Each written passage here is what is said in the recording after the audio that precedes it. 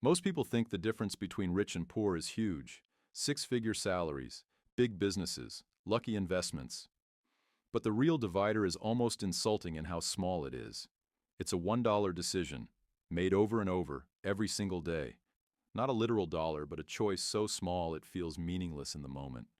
The kind of choice you don't even remember making. Coffee or invest. Upgrade or wait. Impress or compound.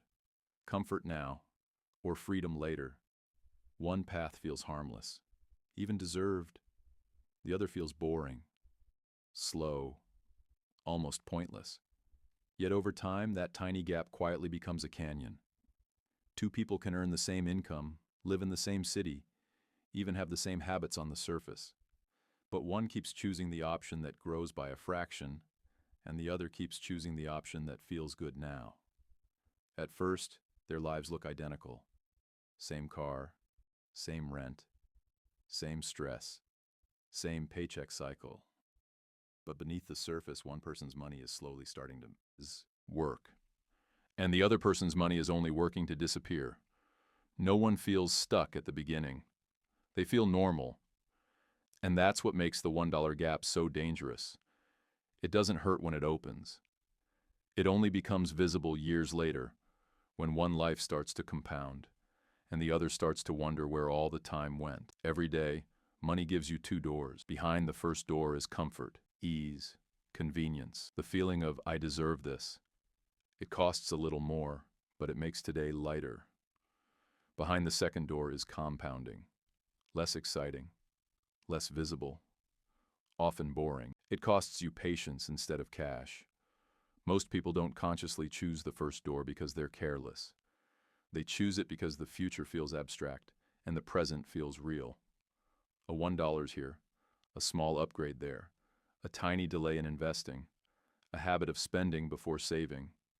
Individually, these choices are invisible. Psychologically, they feel harmless.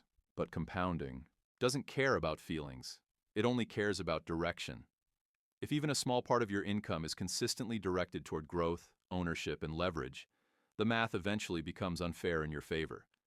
If every extra dollar is directed toward lifestyle, convenience, and status, the math becomes quietly brutal. This is the real reason some people feel like life suddenly takes off in their 40s or 50s, while others feel like they're running faster just to stay in the same place. The gap didn't open suddenly. It opened slowly, one small decision at a time. We imagine getting rich as a big moment, a promotion, a business breakthrough, a lucky investment. But in reality, wealth usually starts as something almost embarrassing in how small it is. An extra $50 invested instead of spent. An automatic transfer you barely notice. A side skill learned when others were scrolling. At first, it feels pointless. The numbers are tiny. The progress is slow. The motivation is low. This is where most people quit.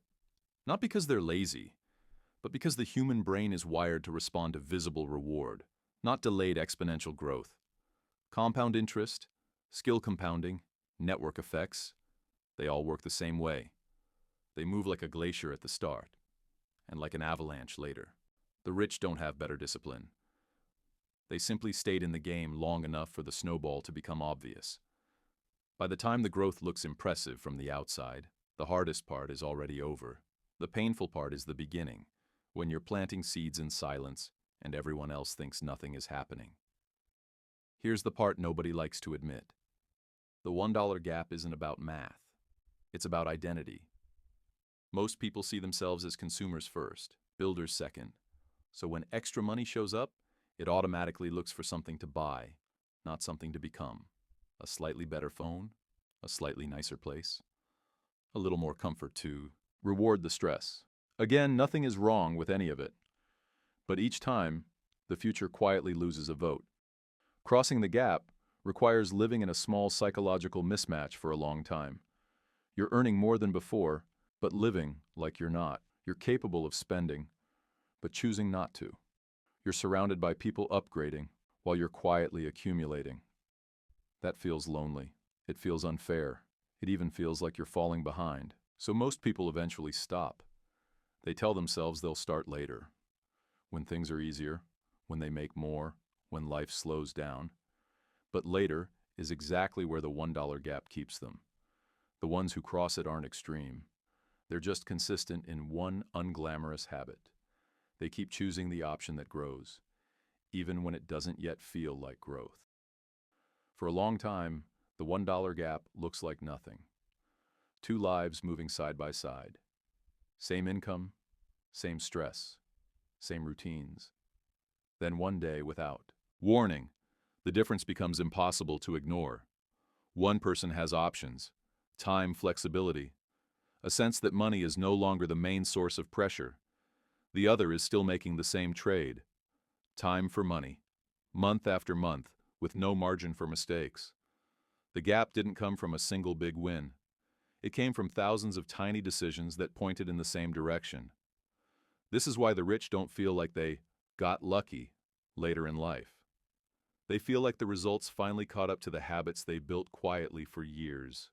And this is why people who stay stuck often feel confused. They remember working just as hard. They remember making sacrifices too. What they don't see is that effort alone doesn't decide the outcome. Direction does. The $1 gap is really a gap in where your surplus goes, toward compounding or toward consumption. At first, the difference is invisible. Eventually, it becomes everything.